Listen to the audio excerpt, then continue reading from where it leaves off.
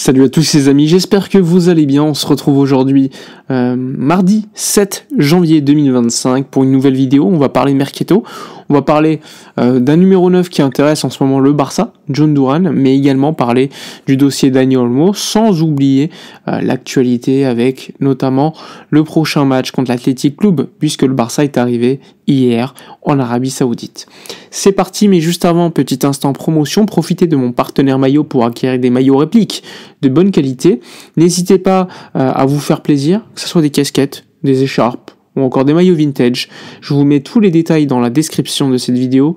Faites-vous plaisir. Si vous avez des questions, n'hésitez pas à venir me les poser directement sur Instagram. Allons-y, c'est parti. Alors je vous l'ai dit, l'un des numéros 9 qui intéresse beaucoup le Barça en ce moment, c'est Jhon Durán. Selon Tony Juan Martí, journaliste de sport, qui est assez fiable, le Barça s'est réuni, notamment Deco, s'est réuni avec l'agent de Jhon Durán il y a quelques semaines afin de tâter le terrain. Ils se sont rendus compte que le joueur était plutôt intéressé pour venir, mais que maintenant, c'était pas, on va dire, dans les tuyaux du Barça, c'était juste une prise de contact pour tâter le terrain. Il faut savoir que il est bien dans la liste des options des futurs numéros 9 du Barça, pas forcément pour l'été prochain, puisque comme vous le savez, Lewandowski a un contrat qui va se terminer probablement en juin 2026, même si en ce moment c'est 2025. S'il joue plus de 55% des matchs où il est dispo, ce qui sera le cas, il prolonge d'une année supplémentaire, donc jusqu'en 2026. Ça sera à mon avis à ce moment-là que le Barça changera de numéro 9. Et sur cette liste des numéros 9, il y en a beaucoup, que ce soit Haaland, que ce soit Gyökeres, mais également Jhon Durán. Il y a aussi Lautaro, etc. Mais pour l'instant, on va dire qu'il y a quand même une réunion pour Jhon Durán, ce qui montre quand même que le Barça tâte le terrain et pense déjà au futur numéro 9. C'est un joueur que j'aime beaucoup personnellement, mais qui, je le rappelle, je crois qu'il n'a même pas une saison pleine à Aston Villa, donc doucement, surtout que je crois que le prix évoqué, vu qu'il a prolongé il n'y a pas très longtemps, c'est aux alentours de 50, 60, 70 millions d'euros, ce qui est énorme pour un joueur comme lui, qui n'a pas non plus prouvé une tonne de choses, même si cette saison, en super sub, il est impressionnant, et puis il a mis Watkins sur le banc. Pour suivre un petit peu les matchs, j'aime beaucoup, parce que c'est quelqu'un qui travaille énormément dans le pressing, qui est capable de marquer des buts extraordinaires. Il me rappelle un petit peu Cavani dans le fait de travailler, de presser et tout. Et il me fait penser un petit peu à Suarez sur certains trucs. Bon, évidemment, on est loin du niveau de Suarez, hein, doucement. Mais il y a quand même quelque chose. La grinta peut-être sud-américaine, il y a quelque chose. Mais bon, pour l'instant, ça reste qu'un joueur dans une liste que le Barça suit et qui n'est même pas le premier de cette liste. Mais c'est quand même assez intéressant de le savoir. Ensuite, il y a le sujet Dani Olmo. Comme je vous l'avais dit hier, avant-hier, le Barça aujourd'hui va déposer une injonction devant le comité supérieur du sport. Il faut savoir que le comité supérieur du sport, le conseil supérieur du sport, qu'est-ce que c'est ? C'est un organe du gouvernement. Donc c'est un petit peu ce qu'on pourrait appeler le ministre des Sports en France. Et là-bas, c'est eux qui décideront s'ils donnent ou pas l'autorisation pour une inscription temporaire, je le rappelle, de Dani Olmo et de Pau Victor. Le Barça a fait fuiter un petit peu dans la presse hier le fait que la fédération espagnole commençait à vouloir changer les statuts et les règlements parce qu'ils se sont rendus compte que la situation dans laquelle Pau Victor et Dani Olmo n'était pas prévue par leur statut. C'est-à-dire que, pour faire simple, le Barça va sur le sujet, on va dire, interprétatif, mais surtout littéral de la règle.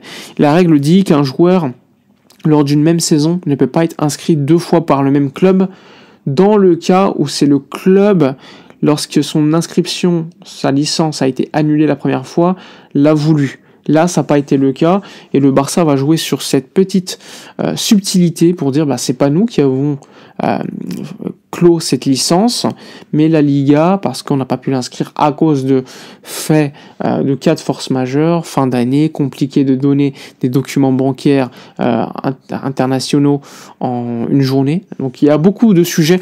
En tout cas, le Barça va utiliser le fait que la fédération espagnole a donné quand même un argumentaire qui montre quand même qu'il y a bien un certain vide juridique et une certaine subtilité sur lequel le Barça juridiquement peut jouer. Donc, je ne vais pas vous dire qu'il y a de l'optimisme parce que ça sert à rien de dire ça, mais il y a quand même quelque chose à aller chercher à ce niveau-là. Je le rappelle, si le Barça n'obtient pas dans quelques jours, parce qu'il faut savoir, ça met quelques jours normalement pour avoir cette décision, eh bien le Barça ira devant le tribunal administratif. Là, il y aura peut-être un peu plus de chances de gagner, mais en tout cas, on va suivre cela.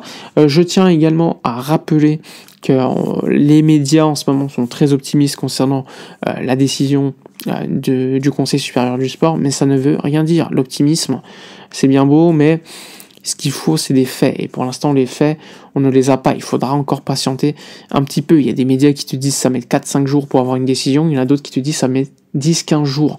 Donc on verra en tout cas ce qui va se dérouler pour cela. Ils ont fait le voyage en Arabie Saoudite pour le match contre l'Athletic Club pour les demi-finales. Ils ne joueront pas, il faut le savoir, mais ils sont là au cas où la décision du Conseil supérieur du sport est positive avant la finale, afin qu'ils puissent participer éventuellement à cette finale. Mais en tout cas, ils ont fait le voyage avec le groupe. On l'a vu, le groupe est arrivé hier à Jeddah. Donc, on pense déjà à ce match de demi-finale de Supercoupe qui est important pour le Barça pour gagner un titre. Pedri l'a déclaré publiquement en disant que gagner un titre permettrait également au coach d'avoir plus de légitimité pour certains qui le critiquent, et surtout ça donnerait de la confiance au groupe après un très très bon début de saison et une grosse période négative lors du mois de novembre et du mois de décembre. Bref, voilà un petit peu ce qui se déroule en ce moment.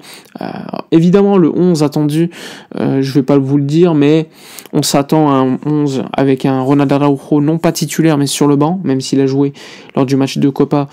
Il va retrouver un petit peu le banc parce qu'il n'a pas l'habitude de jouer à l'intensité qu'il va y avoir. Donc ce sera un classique Inigo Martinez avec Koubarsi, Koundé, Baldé. Le milieu de terrain, par contre, c'est un véritable questionnement parce qu'on sait qu'il y aura probablement Casado, Pedri, mais pour les accompagner, on ne sait pas. Est-ce qu'il y aura De Jong? Est-ce qu'il y aura Gavi? Est-ce qu'il y aura Fermin? Est-ce qu'il y aura Touré? Pour l'instant, c'est très compliqué de déterminer comment on va jouer le Barça. Est-ce qu'on va jouer à 4 milieux pour mettre que deux attaquants? Parce que Lamine Yamal ne sera pas titularisé, probablement, parce que certes, il est de retour, il a fait des entraînements, mais pour être titulaire, ça va être très chaud. Donc, on n'exclut rien pour l'instant. Un milieu à 4 n'est pas à exclure. Sinon, avec l'absence de Dani Olmo, peut-être un Pablo Touré, ce serait très surprenant. Mais bon, on verra. En tout cas, il y a beaucoup de choses à faire à ce niveau-là en termes de 11. Mettez-moi de toute façon dans les commentaires ce que vous pensez, le 11 que Hansi Flick pourrait mettre, et surtout le 11 que personnellement vous mettriez face à cette équipe de l'Athletic Club, toujours assez impressionnante lorsqu'elle participe à des matchs de coupe. Même si là, c'est une super coupe d'Espagne, c'est très compliqué de les jouer, sachant que potentiel final à aller chercher contre le Real Madrid ou Mallorca. Voilà pour la vidéo de la journée, n'hésitez pas à donner votre avis dans les commentaires, à soutenir la chaîne en rejoignant, il y a un bouton rejoindre si vous le voulez, et sinon likez, commentez, abonnez-vous. Je vous dis à la prochaine et d'ici là comme d'habitude, portez-vous bien.